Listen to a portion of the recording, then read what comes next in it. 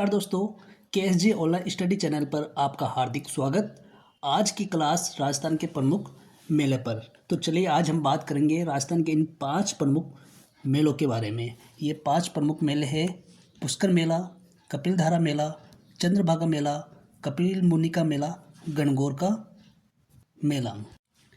पहले आपके लिए ज़रूरी सूचना कि यदि आप किसी भी एग्ज़ाम की तैयारी करना चाहते हैं तो आप हमारे YouTube channel KSG online study channel से आप जुड़ सकते हैं, जहां आपको हर एक टॉपिक की डिटेल क्लास के साथ साथ topic wise test series, model paper, one liner questions, ये सभी इस चैनल पर आपको मुफ्त उपलब्ध करवाई जाएगी। तो चलिए आज का पहला मेला पुष्कर मेला। तो पुष्कर ये हिंदुओं का एक धार्मिक स्थल है। पुष्कर मेला पुष्कर के अंदर ही लगता है। ये कार्तिक शुक्ल एकादशी से लेकर के कार्तिक पूर्णिमा तक चलता है। ये जो पुष्कर मेला है पुष्कर झील के किनारे लगता है। इस मेले का आयोजन ब्रह्मा जी के मंदिर के सामने ही आयोजन होता है। ये फोटो आप देख सकते हैं, ये पुष्कर मेले की है।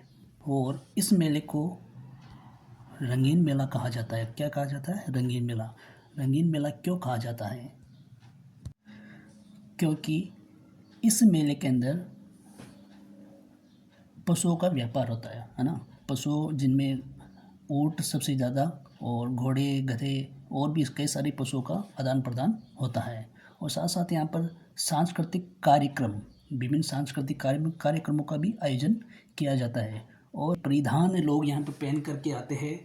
साथ साथ यहाँ पर पुष्कर झील जो आस्था का बड़ा ही केंद्र है और यहाँ इसका धार्मिक महत्व भी है। पर कई सारे विदेशी लोग भी यहाँ पर आते हैं और यहाँ के लोकल लोग जैसे कि राजस्थानी हुए, इंडियंस हुए, ये सभी लोग यहाँ पर आते हैं। तो एक प्रकार से रंग बिरंगा माहौल हो जाता है।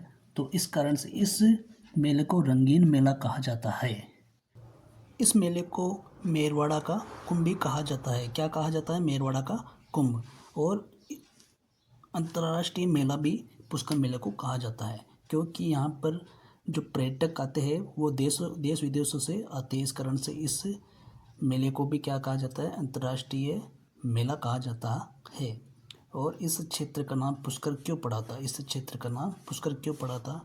तो इस क्षेत्र का पुष्कर नाम पड़ने का मूल कारण क्या था? अब यहाँ पर ब्रह्मा जी की जो पंखुड़ी है वो गिरने के कारण इस क्षेत्र को पुष्कर कहा गया। नेक्स्ट मेला है कपिलधारा का मेला। कौन सा मेला है? कपिलधारा का मेला। और ये कहाँ लगता है? सीतामढ़ी 12 में लगता है। कार्तिक पूर्णिमा को लगता है। कब लगता है? कार्तिक पूर्णिमा को। ये जो आप फोटो देख रहे हैं ये कपिलधारा मेला की है। और यहाँ पर अधिकतर जो लोग आते हैं ना, वो आते हैं शहरी जनजाति के लोग। शहरी या जनजाति के लोग सबसे ज़्यादा यहाँ आते हैं। कारण से ही इस मेले को शहरी जनजाति का कुंभ कहा जाता है। ये जो मेला है ये कपिल धारा या बाणगंगा नदी के किनारे आयोजित होता है। कपिल धारा जो बाणगंगा नदी है इसको वहाँ कपिल धारा के नाम से भी जाना जाता है। और शहरी जनजाति के जो लोग हैं वो पूर्वज हैं, उनकी जो अस्थियों का विसर्जन है वो इस बाणगंगा या कपिलधारा नदी में करते। इस कारण से इस नदी को शहरियों की गंगा कहा जाता है। जैसा कि नाम से भी विदित है कि ये जो कपिलधारा मेला है ये सीतामढ़ी 12 में लगता है। तो सीतामढ़ी जो सीता माता के नाम पर ही ये नाम पड़ा है। तो यह कहा भी जाता है कि जब भगवान राम ने सीता का त्याग कर दिया था तो लक्ष्मण जी इनको छोड़ने के जहाँ पर आए थे वो यहीं पर ही आए थे छोड़ने इनको। तो जब इनको प्यास लगी थी तो उनके लिए लक्ष्मण जी ने बाण चला करके एक जलधारा निकाली थी, जिसके कारण से एक कुंड का निर्माण हुआ। और इस कुंड को नाम दिया गया था लक्ष्मण कुंड। कौन सा है? लक्ष्मण कुंड। नेक्स्ट है चंद्रभागा का मेला। चंद्रभागा का मेला झालापाटन झालावाड़ में लगता है। कहाँ लगता है? झालापाटन झालावाड़ में। और ये लगता है कार्तिक पूर्णिमा को। कब लगता है? कार्तिक पूर्णिमा को चंद्रभागा नदी के किनारे इसका आयोजन होता है। और इस चंद्रभागा मेला का जो आयोजन है वो झाला जालिम सिंह, कौन? झाला जालिम सिंह, इन्होंने सर्वप्रथम इस मेला का आयोजन करवाया था। ये फोटो देख सकते हैं आप लोग, चंद्रभागा मेले की ही है। नेक्स्ट अपना मेला है कपिल मुनि का मेला। कौन सा? कपिल मुनि का मेला। तो कपिल मुनि का जो मेला है वो कोलायत बीकानेर में लगता है। कहाँ लगता है? कोलायत बीकानेर में। इसकी जो तिथि है वो है कार्तिक पूर्णिमा। कौन सी है? कार्तिक पूर्णिमा। और क्षेत्र को जो बीकानेर है, बीकानेर के आसपास के क्षेत्र को प्राचीन समय में जंगल प्रदेश के नाम से जाना जाता था। कोलायत भी बीकानेर जिले में ही है। तो इस क्षेत्र, इस मेले को जंगल प्रदेश का कुंभ कहा जाता है। और कपिल मुनि का ये जो मेला है ये बीकानेर का सबसे बड़ा मेला, बीकानेर जिले का सबसे बड़ा मेला है। कपिल मुनि का जो मेला है वो और कोलायत झील, इन दोनों को चारण जाति के लोग दर्शन करने के लिए नहीं आते। कौन नहीं आते? चारण जाति के लोग इसके दर्शन नहीं करने आते हैं। राजस्थान में सर्वप्रथम दीपदान की जो परंपरा, इसका आयोजन कोलायत झील से ही हुआ था। देख सकते हैं आप यहाँ पर कोलायत झील, ये जो फोटो, इसके अंदर दीपदान की परंपरा चल रही है।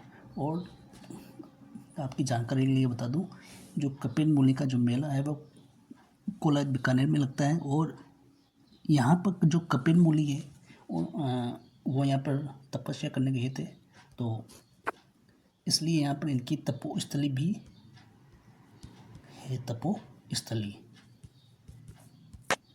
और साथ साथ जो कपिल मुनि है वो सांख्य दर्शन के प्रणेता रहे हुए हैं। वो विष्णु के अवतार भी है। किसके अवतार है ये? विष्णु के अवतार इनको माना जाता है। और कपिल मुनि का जो मेला है वो एक पशु मेला भी है। तो आगे चलते हैं। नेक्स्ट अपना जो मेला है वो गणगौर का मेला। कौन सा है? गणगौर का मेला। तो गणगौर का जो मेला है वो चैत्र शुक्ला तृतीया को लगता है। और ये जो त्यौहार है वो विशेष तौर पर महिलाओं का त्यौहार माना जाता है। और इसमें जो गण और गौर दो शब्द है, जिसमें गण का अर्थ होता है ईश्वर और गौर का होता है गौर या पार्वती। और इसी के साथ साथ में जो शाही गणगौर की सवारी है, कौन सी? शाही गणगौर की सवारी, जो चैत्र शुक्ल तृतीया को शाही गणगौर की सवारी जयपुर के अंदर निकाली जाती।